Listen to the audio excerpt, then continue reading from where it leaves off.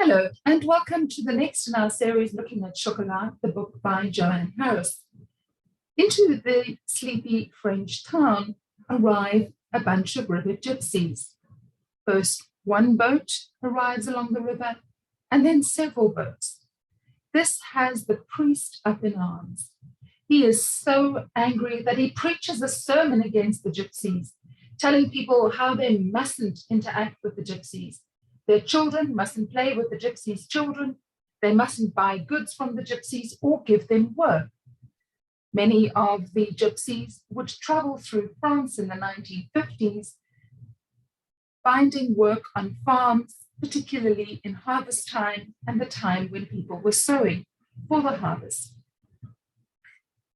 This is 1950s France, and one of the things that Joanne Harris is doing in this book is looking at the hypocrisy of the church in the 1950s. Jesus ate with tax collectors and prostitutes and other sinners. He went out of his way to interact with these people and not shun them, as the religious leaders of his day told him to do. And so this book is a very difficult mirror for us to hold up to ourselves. Are we being like the Catholic Church of the 1950s in France? And are we shunning people that are different from us? People that are transient, people that are migrants, people that society considers as non-existent or unimportant? Or are we being like Christ and inviting them to eat with us? Are we being like Christ and recognizing the humanity in the beggar? This is such a difficult question to ask in South Africa at the moment. Our unemployment rate is over 40%.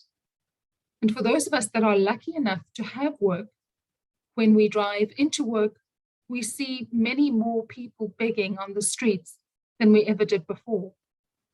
How do we react to this extreme poverty?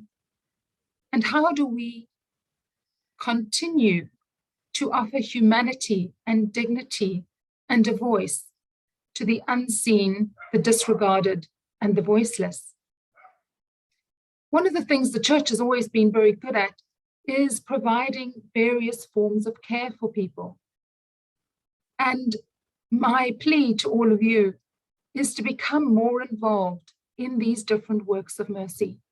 If each one of us just does one thing, and when we interact with people at, for example, the soup kitchen, we interact with them with dignity, and we recognize them as people, and we recognize them for the Christ that is within them.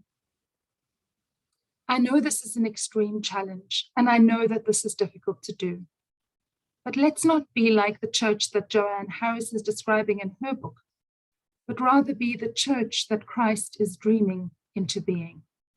God bless. Amen.